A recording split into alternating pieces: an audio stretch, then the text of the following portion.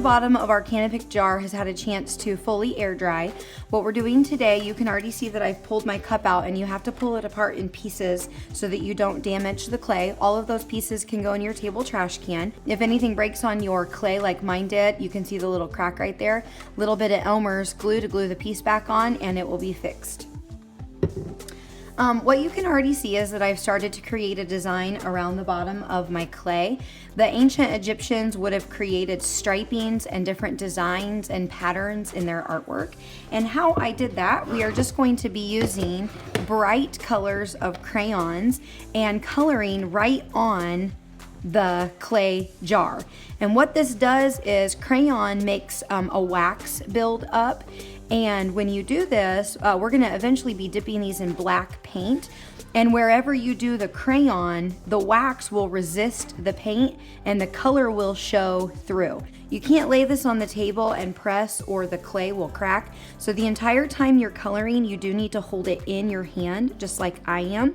You're trying to really fill in those spaces and cover as much clay as you possibly can.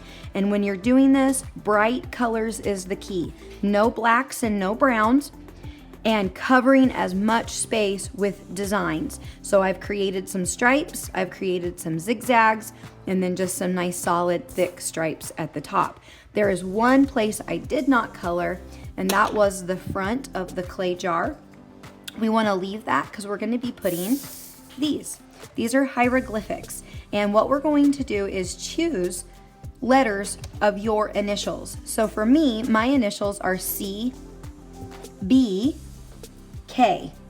So I am going to be creating a cup for the C because that's what the hieroglyphic is. I'm going to be creating a B for the leg, and then I'm going to be creating a cup again for the K.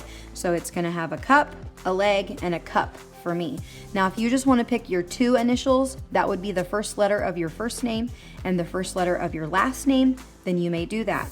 Again, choosing bright colors of crayon, we're going to put those hieroglyphics right where we sectioned off a rectangle on the front.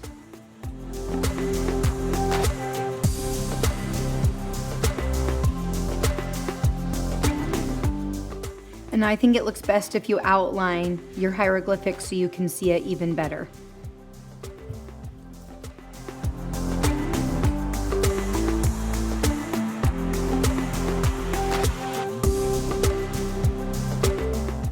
On the bottom of the jar, I want you to be sure to use a bright color of crayon and write your name and class there as well.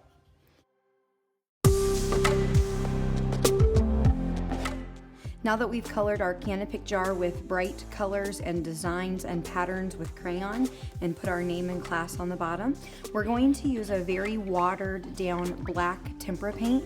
And what this is going to do is fill in any of the areas where our crayon is not, and our crayon will kind of resist it. Now it's going to be kind of dark at first, and you just want to paint right over, the whole crayon. And it's going to absorb into the clay, which is what it's supposed to do. But then after you paint an area, what you want to do immediately is take a paper towel and kind of wipe off the extra black so that it only absorbs into the clay and doesn't set on top of the crayon. And this is going to give it a very cool antique look, and it's also going to make those bright colors that you picked pop out even more because of the black contrast that it's going to form.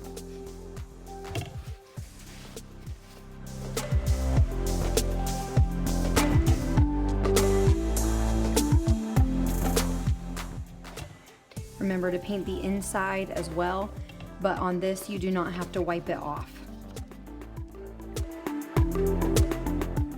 If you take your brush sideways, back and forth, almost like you're brushing teeth, it'll get inside of those coil cracks just a little bit easier.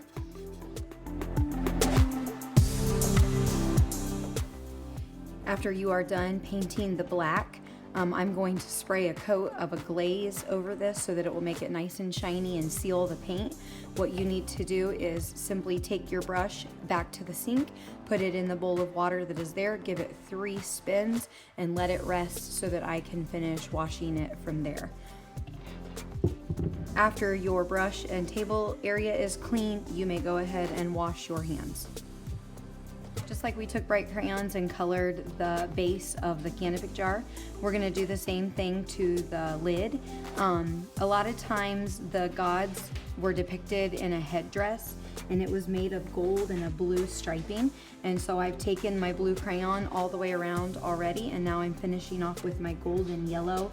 I actually want the neck and the head area to be black because I think this is called God Anubis, and he was like a dog, a black dog. The only place I want to be a different color is the nose, so I'm gonna take a gray and go over the nose. As you color, don't forget to get the lip, and just like on the base, you really wanna make sure you coat that crayon as good as you can before you paint anything black. When you're finished with your crayons, now we're gonna go ahead and take that same liquid tempera paint and paint this. And remember, as you do, you have to wipe off the area after you paint. Before you do paint, make sure you take a light colored crayon and put your name and class on the inside of the lid, just like we did on the bottom of the jar.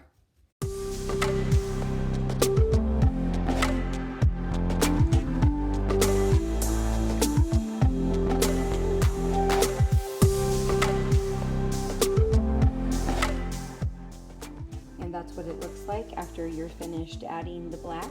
And again, I'm going to put a coat of glaze over this to give it a nice shine. The dirty brush goes back in your sink, leave it in the bowl to take a bath, and now you may wash your hands.